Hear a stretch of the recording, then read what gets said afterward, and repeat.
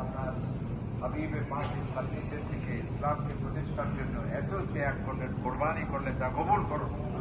আল্লাহ ওনাদেরকে জাযায়ে খায়র দান করুন। আল্লাহ মসজিদের পাশের শাহীদা আছেন হযরত আব্দুল্লাহ ইবনে আব্বাস রাদিয়াল্লাহু তাআলা আনহু, আল্লাহ ওনাকে জান্নাতুল ফিরদাউসের আলা মাকাম দান করুন। আল্লাহ আপনার হাবিবে পাকের সোহবতে যারা যেভাবে দুনিয়াতে ছিলেন, জান্নাতুল ফিরদাউস আমার নবীজির সাথে সাহাবায়ে কেরামদের হাসর করুন। রব্বুল আলামিন তাদের আদর্শে আমাদেরকে জীবনকে গড়ে তোলার তৌফিক দান করুন।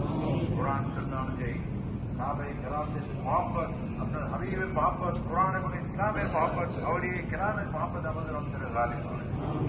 আল্লাহ আমাদের সকলের হাজাত পূরণ করে দিন। আমাদের যত অভাব আছে সব দূর করে দিন, অভাব দূর করে দিন, চাহিদা পূরণ করে দিন, জান্নাত ওয়াজিব করুন, জান্নাত হারাম করুন। আপনার হাবিবের পাকের সবাই কিয়ামতের দিন আমাদের